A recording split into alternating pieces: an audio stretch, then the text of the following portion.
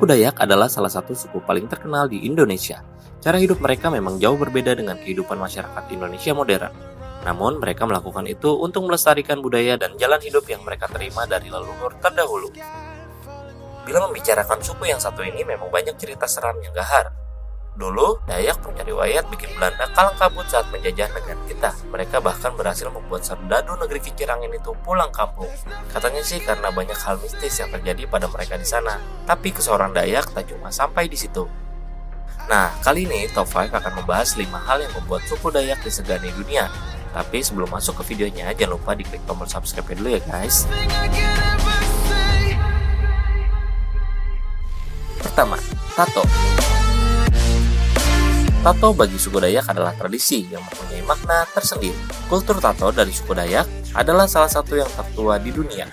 Bagi mereka, makin banyak tato di tubuh pria Dayak, maka sudah banyak pula daerah Dayak yang sudah ia kunjungi. Dan asal tahu saja, menginjakkan kaki dari satu daerah ke daerah Dayak lainnya bukan hal mudah.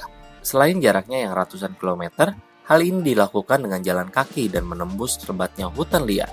Begitu terkenalnya tato Dayak ini, hingga banyak wisatawan yang berkunjung ingin pula memilikinya.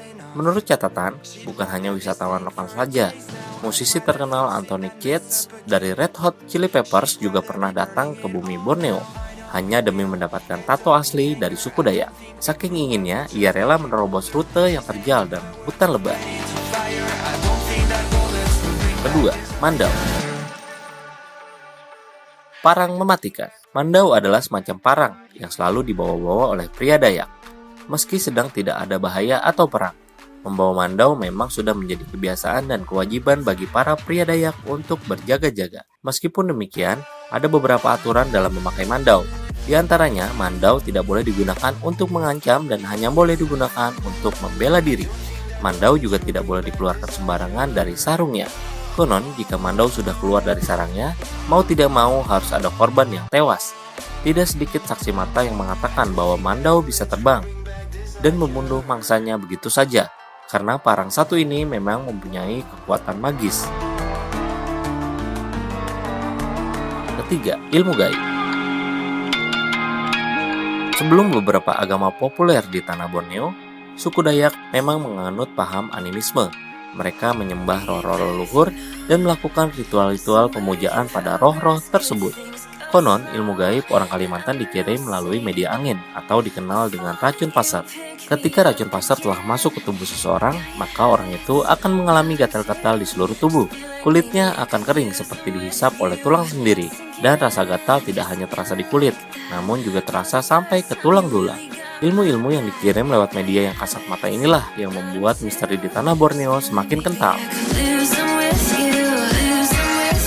Keempat, sumpit beracun.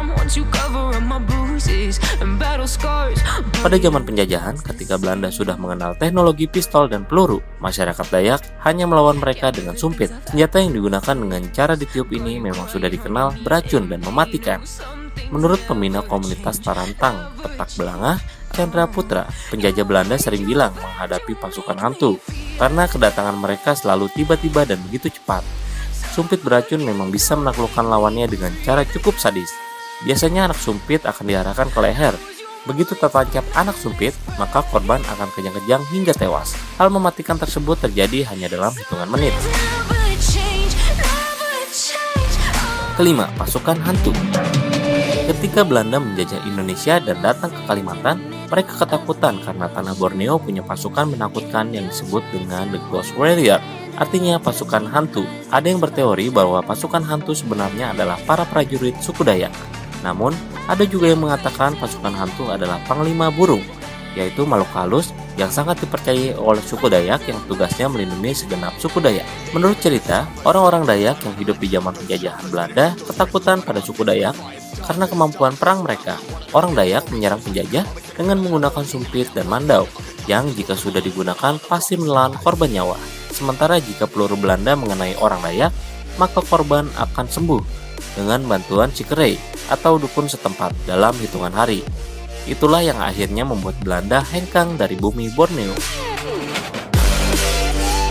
Nah, itulah tadi beberapa cerita mistis dari suku Dayak Kalimantan. Memang ada beberapa cerita mistis yang masih perlu diverifikasi kebenarannya.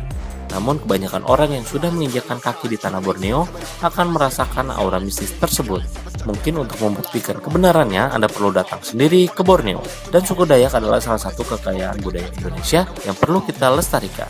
Sama seperti budaya lain di Indonesia yang memiliki ciri khas dan keunikannya tersendiri. Nah, itu tadi guys, 5 hal yang membuat suku Dayak disegani oleh dunia. Gimana menurut kalian guys? Jangan lupa tulis di kolom komentar ya. Thank you.